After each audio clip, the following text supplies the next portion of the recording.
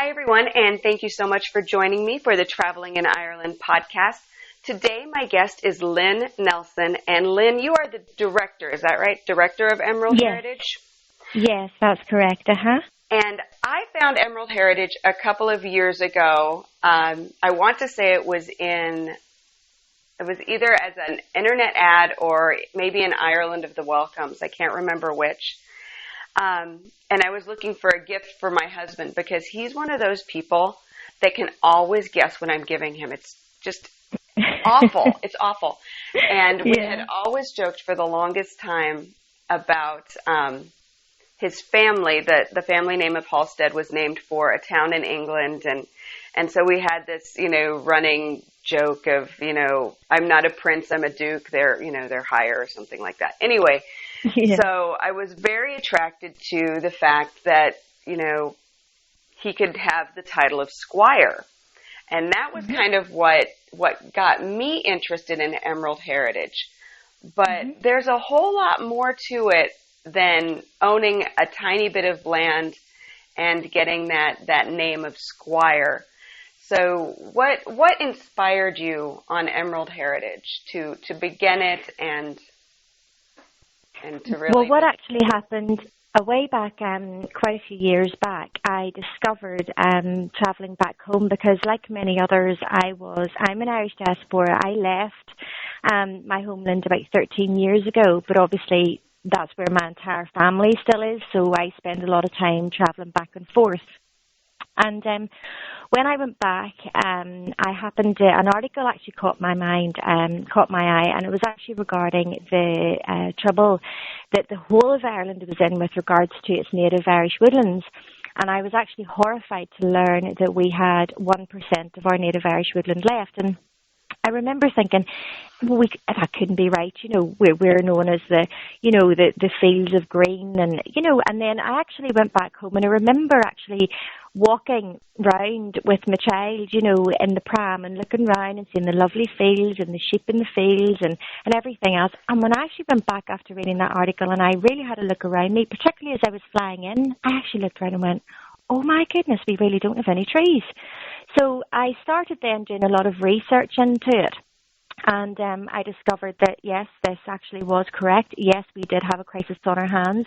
And up until now, obviously, there was issues with regards to raising funds to be able to do this. There's a lot of wonderful, wonderful charities that are doing everything they possibly can, but they rely heavily on government funding and private funding. Which isn't always easy because there's a lot of, a lot involved with regards to if you're relying on funding coming in that way.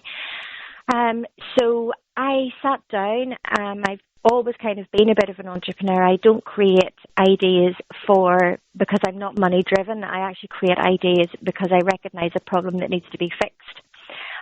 So that's what I did. I did what I love to do, and I sat down and decided that I wanted to figure out how I could find a solution to this problem. Because I realised as well through my research that the problem wasn't just to do with the native woodlands, but our animals and our wildlife was becoming extinct, our ground flora, and many other things, because obviously without your native woodlands it has an effect. It has an effect because our uplands have been removed. So because our upland trees have been removed, we've got flooding.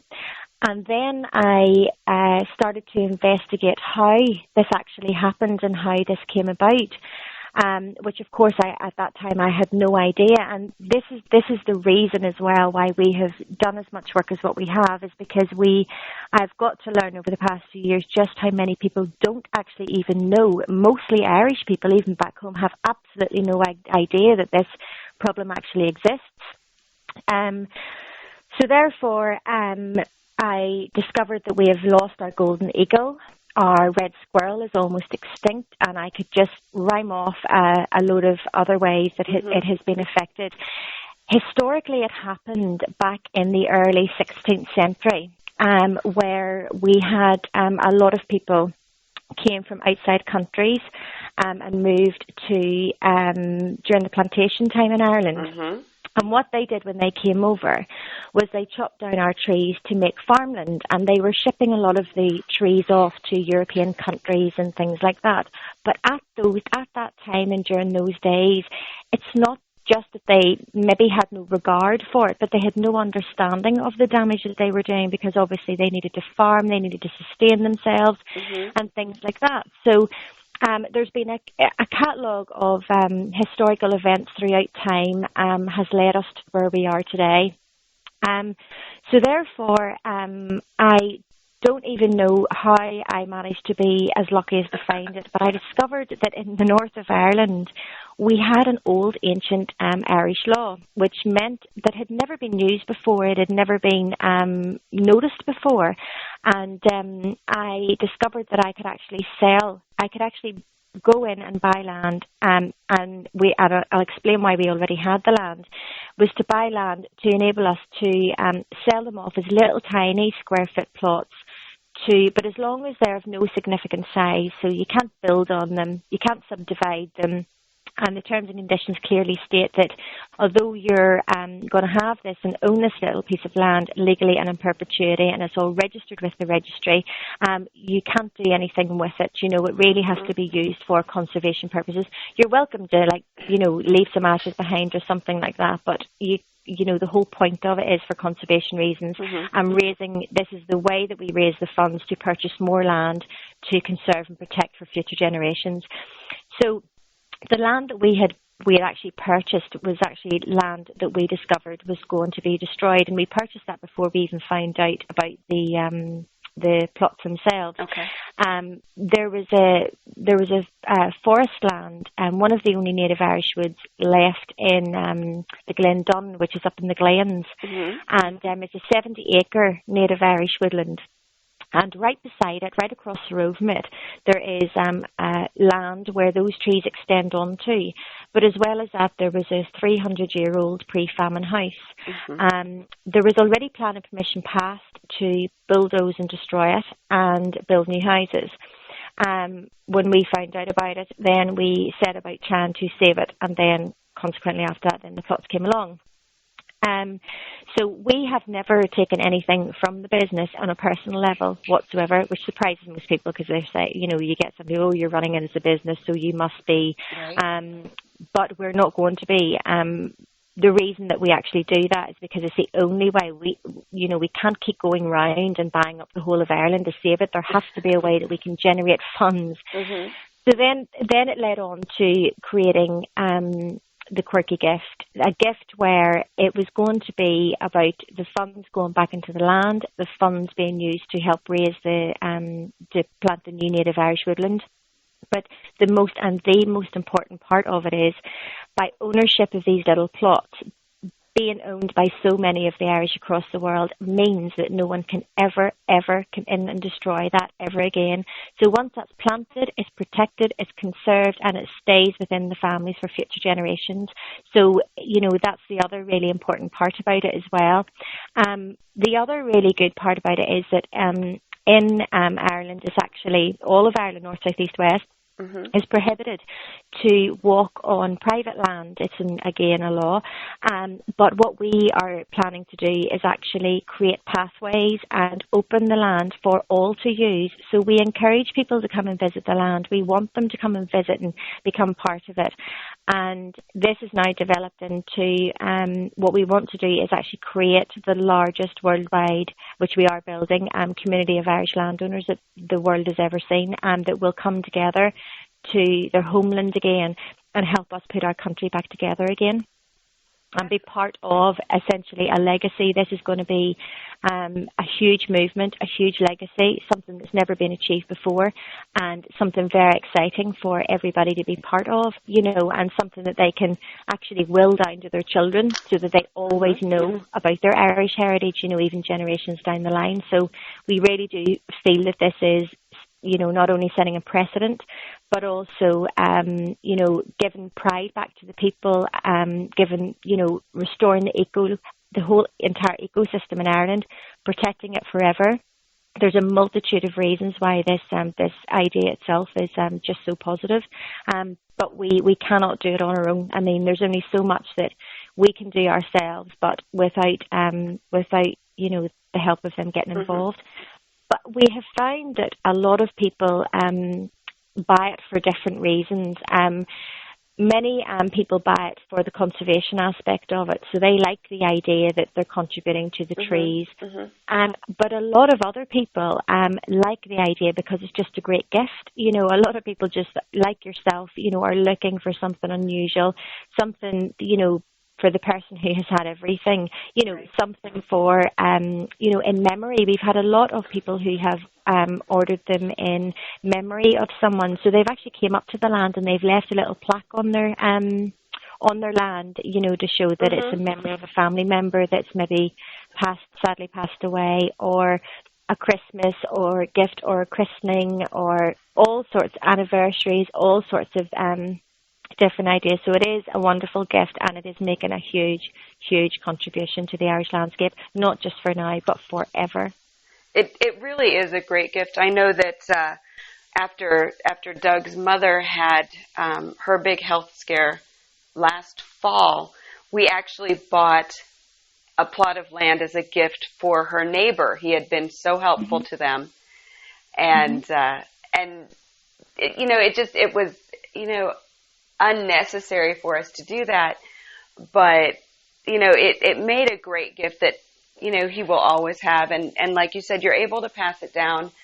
It creates a legacy that you have, even maybe as an American or as an Australian, something to pass down to your children. We actually have 2 plots, and each of our daughters will get one, and they're right there together, and it is something that will carry on. It will carry on memories. It gives families maybe like mine where we can't trace our Irish ancestor. As far as we're aware, it was a indentured servitude, possibly sent over after 1600s is what we're looking at now. So not really good records kept.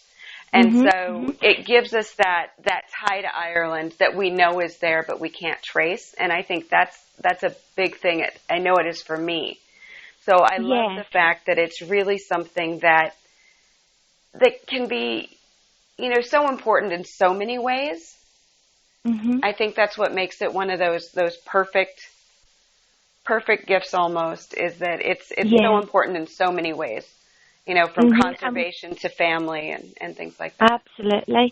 We've actually had, and I know you were with us whenever you came over, but what we've been trying to do lately is because we actually are creating it as a community, a worldwide community. And as you say, when you pass that down to your children will be able to turn around and say, do you know what? My mummy did that. My mummy was part of that. Because we will put our trees back and we will save this land. Those aren't just words I'm taking lightly. We will make this happen. And this is something that I feel, that when people own this, in a couple of years down the line, they're going to be proud to say that they're part of this because they have done this, they have made this happen. And the other thing that there's a huge amount of effort has been into the packs themselves, So what's really lovely is when we get testimonials from people, and they say, oh my goodness, I gave that to my granny, and when she opened it, the smile she had in her face, and I think it's that sense you get with the product as well, is just the sense, oh my, and the sense of, it is lovely, it is nice to have that little connection because you've got that forever. The other thing is that we as you know, whenever you came over as well, we had our very first homecoming event. And we had a lot of the landowners that came over from America. And we teamed up because we work with Find My Past, and we work collaboratively with a lot of organisations. So we always do what we can. If someone contacts and says, look, we want to try and find their family, we can always put them in the right direction that way. And we did manage to find one of our landowners, the family from the church they were christened into, the school her family went to the little house that her family grew up in before they actually left Westport. airport and went to Liverpool before descending on to America. So the wonderful thing is the stories that we get to learn and connect with, because I don't know what it is, and I can't even put into words what I'm saying, but there's a connection with the Irish around the world. It's not just, I'm Irish. There's an affinity there. There's a relationship there. And it's a cultural thing that I don't think I've seen many other cultures really share in the same way. Right. That there just is that pride and that sense of connection. And I've never been able to put my finger on what it is, whether it's just, myself even moved away, if it's my great-grandchildren down the line, woe behold anybody say that my great-grandchildren aren't Irish, Right. because it doesn't matter how far down the line that goes, it's still there, that Irish connection, that Irish culture is just part of who we are. And because I think we do feel like that, and because we are the way we are, I think that's why this product is managing to begin to do what it's actually doing, is because people just want to be part of what this is, and as you say, the great gift and the smile that it brings to people's faces. Right. Well, and I think a lot of it, I know for me, it was, just that ability to be able to say, I've done something, I've helped. It's a small way, but it was, it's an easy way to help. And, as a visitor to Ireland, you don't really notice the lack of trees. I mean, because you have no idea what it once was unless you've read a lot of history. And I know from my reading, the area of the Burren over on the western coast, which is, so bare and so rocky, has not always been that way. It used to be very tree covered. The Irish were a forest culture. That's what we did. We lived in the trees. That's how we lived. So the way we are with no trees is not how the Irish are. The Irish are used to be living within that forest culture, and that's why gradually through time, the more and more of this that we're losing, and we continue to lose, which we still are, terrifying as it is, we are really on the cusp, and I, can't reiterate this enough. We are in crisis now, and I'm not prepared to sit back and wait on anything else happening, to be able to bring in the funding that needs to be done to fix this. I really want to myself, along with all my Irish cousins across the world, just to get down and start making this really happen and save what we've got left and create more. Right. And so we're going to go back to the reforestation. Now, I know that when I visited and when you had that first gathering, we actually did go out to the land and plant trees. We kind of brought out the GPS as best we could on the phones and put in our GPS code, because each plot of land, you're given the GPS coordinates, you're given, all the information so that you can actually go and visit that plot of land. Absolutely. What we do is, by law, when we give out the packs, we give out, the certificate of sale and all the information that they require, and a little bit more about the area. They get a little book, telling them lots about what's in and around the area, very famous landmarks like, the Giant's Causeway, or lots and lots of amazing things that there is around to see as well. And of course, they've been filming the Game of Thrones in the area as well, so it's been a great pull for lots of Game of Thrones fans. But on the certificate, you get what you call the Ireland Ordnance Survey coordinates, and that legally shows you that, that's the coordinate of your land. But it's a great mathematical conversion to convert the Ireland Ordnance Survey coordinates to the GPS. So we've got a great guy on board who is a mathematical genius, and he has managed to set up new systems on the website where the landowners can go on to their own portal, and all they have to do is type in their plot number, which will bring up their Ireland Ordnance Survey coordinates, and then it converted into GPS. So as you say, they can actually go up to the land, they can type the number into the numbers into their GPS system, and it will actually take them directly to specifically where their spot is. Yeah. Excellent. And I know that we did plant trees on the land. So if somebody is visiting on their own, are they allowed to plant a tree on their own without anybody there? Yes. Okay. Absolutely, it's their land. The thing is, when we actually sell that land no longer belongs to us. We're more than happy for them to plant trees on the land. The only thing we do stipulate is that it's got to be native Irish. We would like it to be a native Irish tree. And the reasons actually for that are that native Irish trees are native to the country they're from. So as we all know, Ireland just rains and rains and rains. Even in the summer, we still get rain.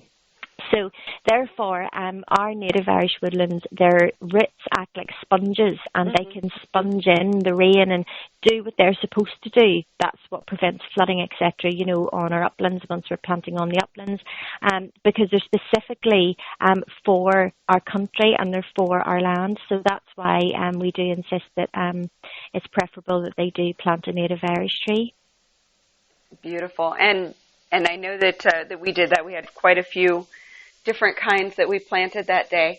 And then on the plot, you did mention the famine cottage, and I can remember seeing that, just kind of over a little bit of a rise. Do you have any plans for the cottage? One of the things that we want to do is, as the community grows, at the moment what we've been doing is raising money to purchase the land, to protect the land. So that's what we're working on at the moment. One of the future plans is definitely to address the little cottage itself, because it is pre-famine. It is part of our heritage, and we're losing a lot of this as well. A lot of those are being bulldozed in replacement for new houses. But we would like to hand this over, and ask the landowners, what would you like to see happen to it? Have them involved in what's happened and keep them. That's why we do send out newsletters, and we do try and send up updates and things that we're actually doing in progress that we're making, because we want it to be a community project, of Irish that can, have a say in what they think should happen. So whether they would like to see the land or the little house restored to its former glory, maybe it could be like a little heritage centre. Maybe it could be somewhere where the landowners could actually buy some trees to put on the land. Whether it be somewhere for a new business to start, like a little cafe, so maybe the landowners could have a little cup of tea when they come up. These are all the kinds of questions that we hope to ask, which we will ask in the future. Is what do you think we should do? And get them involved as much as of the project as possible, because it is their land. They're part of this movement and this legacy, so we want to keep them involved as much as possible. Excellent. I love the word legacy. It gives such a feeling of permanence. Absolutely. And of hope. I love that word with this project. Now we were talking a little bit about, you did have one gathering. It was in 2015.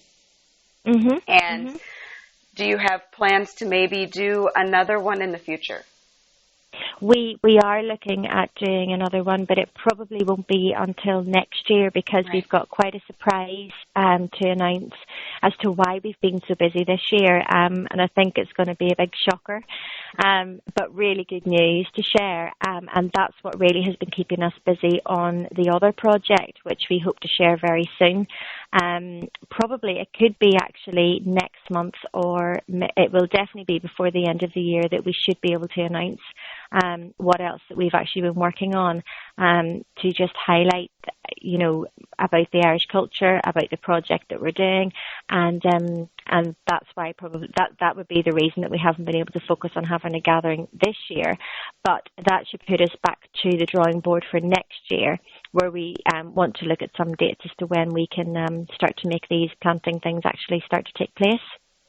That's perfect. I know that we only joined you for a very short time, but it was so nice to meet other people who had come. Everybody had come from the United States in 2015, and it was so nice to meet other people, who had the passion for Ireland and the interest in, the conservation and the history and everything. And it was just so nice to spend time with people who kind of had the same mindset. Yes. as you do, and it was just great fun. I think that's a big part of it as well. Is this project really does make the miles between us even smaller, because we have formed from that first gathering, we have formed the most amazing friendships, as you know. We have, we've all kept in contact with each other. We're all doing what we can to kind of reinforce what it is that, Ireland really needs with regards to its woodlands, because we all got to learn a lot of this ourselves. But as well as that, it's exactly as you say, it's that shared culture. It's that culture of just, I don't know what it is, we just seem to hit it off right away, and it's just like we've never not known each other. It's just an Irish way that we are. And so we love having you home as much as, we love to, visit you over there. And that's what I would definitely like to see much, much more of.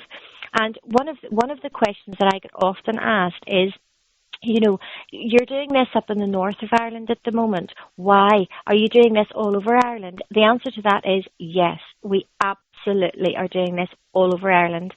The only difference is in the south of Ireland, their law prevented us from actually being able to do that, but that does not stop us raising funds in the north through the sale of the plots to replant the whole of Ireland. This is not a project that is just limited to where it is, because it's going much, much, much further afield than that. So that's the reason I brought that question up, is because it's one of the questions that I've been regularly, I've been asked a few times why there, and it's back to what I said earlier about, well, it was there because there was another piece of land that was going to be destroyed again, and we had to buy it, or it was going to be gone. So.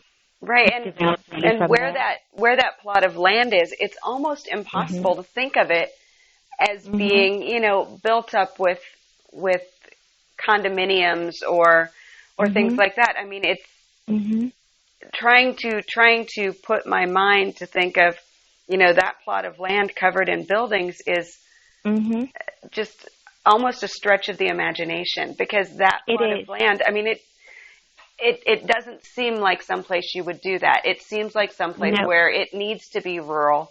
It needs to be, the land just needs to be. And so it's kind of a surprise when you are on that land to think of what it could have been. But, I know that you have, like you said, you have a lot going on. So if people want to keep up with the news of Emerald Heritage, is there a way they can do it? I mean, I know that you send out newsletters to your landowners, but if somebody isn't a landowner yet, but wants to be able to keep up with what you're doing, is there an easy way for them to do that? They can email us anytime at all. They can email us at info@emeraldheritage.com. We've also got our Facebook page. We're also on Pinterest, and we've got a great video as well. We've got a few great videos there on YouTube, so you can actually see, the land and what it's trying to do and what we're trying to do, what we're about. And you can also visit the website there at www.emeraldheritage.com. Okay. Excellent. Well, I so want to thank you for taking the time to talk with me. I know that since I've met you, it's been a great change in my life to have you in my life. And I love watching what you're doing, and I love, being involved even just a little bit that I can. And I'm so excited to see what you have coming up. I know that it will be beautiful and inspiring, and will just make people, draw people even more to their heritage and to Ireland. And I just can't wait to see what's up with, coming up at the end of the year. And the same here, Jody. It's been great to have, it's been great to have you on board as well, because you've been an absolutely wonderful support to us. And we hope you come back really soon, and maybe come back for our next gathering. And yeah, thank you so much. For more information about Emerald Heritage, their conservation efforts, and how to become a landowner, visit emerald-heritage.com or find them on Facebook at Emerald Heritage. Thanks so much for listening. Slán go fóill.